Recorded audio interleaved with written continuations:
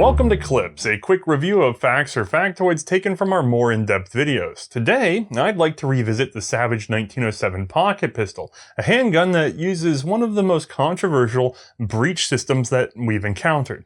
In the words of Elbert Hamilton Cyril, who filed this patent, "I utilize in this invention the tendency of a rifled barrel to rotate when a projectile passes therethrough, as a means for locking the breech bolt against opening movement until the projectile has passed."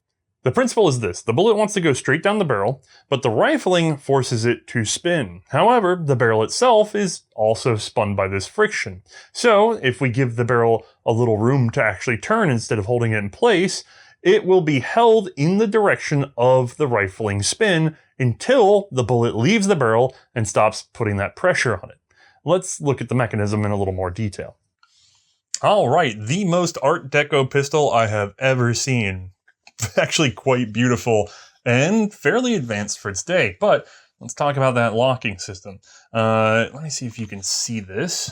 If you watch this little guy here, which is actually a spring-loaded loaded chamber indicator that'll pop up if we actually had a loaded chamber, watch and see if you can see the twisting motion as this comes back. See it rotate? It's pretty slight, but that's the barrel turning on a lug and freeing the slide to travel on its own. Let's get in there and take a look. Alright, with the gun apart, we can see this is clearly our barrel with that indicator on the one side, and then we have a lower lug and an upper lug. The lower lug just turns back and forth in a supporting channel cut into the frame. Might be a little hard to see in there right there. Now the upper lug is the actual shaped, let's say, locking lug that is using a channel in the slide. So down in here, there's a little bit of a juke in the road. So if we take this guy,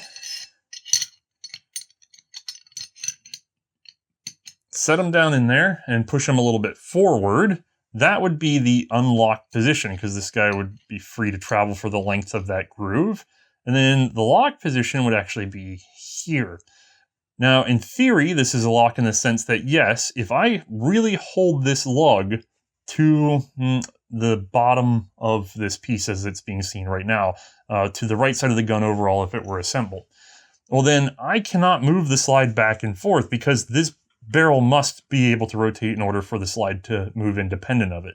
However, the only thing locking it in that position is the friction of a bullet traveling down the barrel, which is probably fairly sizable, but is it enough for this to count as a momentarily locked breech? So locked, unlocked, locked, unlocked. Is a bullet enough to give you the resistance to say, yep, this is definitely locked breech and not, say, a delayed blowback? Here's the problem. If you accept that the bullet's friction actually holds the barrel locked, which is fairly debatable, and I don't have an expensive enough high-speed camera to really prove that one way or the other right now, does that make this a locked breech gun? Because if the barrel is turned, I mean, it's locked to the slide, or because it's just friction and not a hard locking system, is this just a delayed blowback? Well, in US trials with a .45 caliber big boy version, they didn't seem to think much of that locked breech. For my money, I'm going to call it delayed blowback, mostly because A, I don't know that the friction is enough to truly hold the pistol in lock, and even if it is, B, we're getting zero dwell time once the bullet is out. At that point, we're blowing on back. We're getting none of the benefits of, let's say, short recoil locking.